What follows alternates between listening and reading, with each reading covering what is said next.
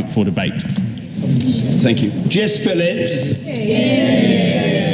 Thank you, Mr. Speaker. I did ask a question, and that was if the Prime Minister would reflect, or he would be asked to reflect. I'm just going to start by saying that I am not, and nobody in here is a traitor. They're not ignoring their constituents. They are all in good faith. I was raised thinking that we were the goodies and that over there were the baddies, and what I found when I got here was that everybody pretty much, just in a different way, wants to get to the same conclusion. And I will wager that more so than the Prime Minister, I spend time in my constituency office loving and laughing with my constituents, no matter what they voted. I don't just want to probe into the idea that we all get abuse, and no doubt we're going to hear a lot of that today, because we all get abuse, and I've had a death threat this week that literally quoted the Prime Minister and used the Prime Minister's name and words in a death threat that was delivered to my staff. So we know that it gets out. What I want to look at today, and what I want answers to today, is when there is a clear strategy to divide. The use of language yesterday and over the past few weeks, such as the surrender bill, such as invoking the war, such as talking about betrayal and treachery, it has clearly been tested and workshopped and worked up, and it is entirely designed to inflame hatred and division. I get it. It works. It is working. I mean, we're all ambitious. I'm not going to pretend that I'm not ambitious, but I also have a soul. It is not sincere. It is totally planned. It is completely and utterly a part of a strategy designed by somebody to harm and cause hatred in our country. When I hear of my friend's murder and the way that it has made me and my colleagues feel, and feel scared, described as humbug, I actually don't feel anger towards the Prime Minister. I feel pity for those of you who still have to toe his line. You, the people opposite me, know how appalling it was to describe the murder of my friend as mere humbug. Can I ask everybody to act with calm and dignity in this moment? I want to ask the Prime Minister to apologise and to tell him that the bravest, strongest thing to say is sorry. It will make him look good. It will not upset the people who want Brexit in this country if he acts for once like a statesman. Calling me names, putting words in my mouth and in the mouth of my dead friend makes me cross and angry. It makes me scared even.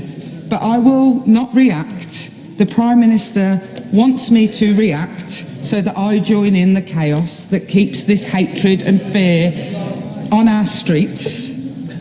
I simply ask the Minister today to request to the Prime Minister, who's notable by his bravery today, I ask him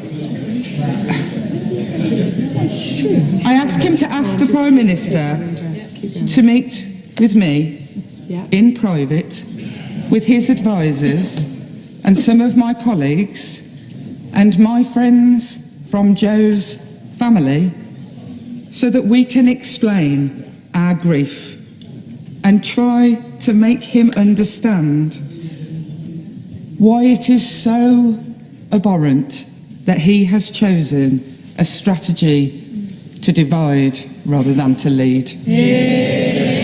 Minister Foster. Thank you, Mr. Speaker, and I will show a calm and dignity in my responses today as well.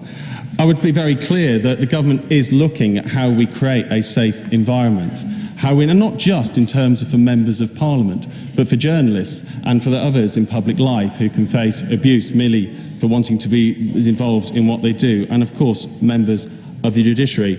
I'm always clear no one is a traitor for saying what they believe. or for arguing a different political point. That is part of public debate. The last actual traitor was in 1946, someone who tried to support those looking to overturn this democracy by violent means.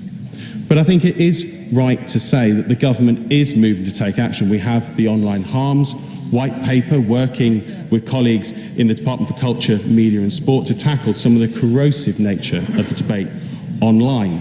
We see some of the work being done across government to try and tackle where things are being done and to make sure people do feel safe to express their views, and being very clear that the law applies as much online as it does in the physical world. And I think we can all look at what may have been said over years, and I'm sure the honourable member will look at anything she said over the years about particular political figures as well. But it is about how we don't get into a game of whataboutery, but it's how we focus on what we can do to protect. And also heard the comments you made this morning, Mr. Speaker, about some of the suggestions, and I'm sure you, like me, will be interested to hear some of the thoughts that come out about that idea that has been floated with you. And of course, as the Minister whose responsibility it is for our Defending Democracy programme, I'll be only too happy to meet with the honourable member to discuss in a different format to where it comes, and ultimately to see where we can go with the process to have. And as I say, we've already committed to legislate around intimidation at election time, one of the things that many picked up last time round following the election, and see this as an ongoing debate. Plus, even actually yesterday, if this House hadn't been meeting, I was due to be having a meeting with the police to discuss what we could do to ensure all candidates received support in any future general election, as it's not just about when people are members of this place that they would face intimidation and abuse.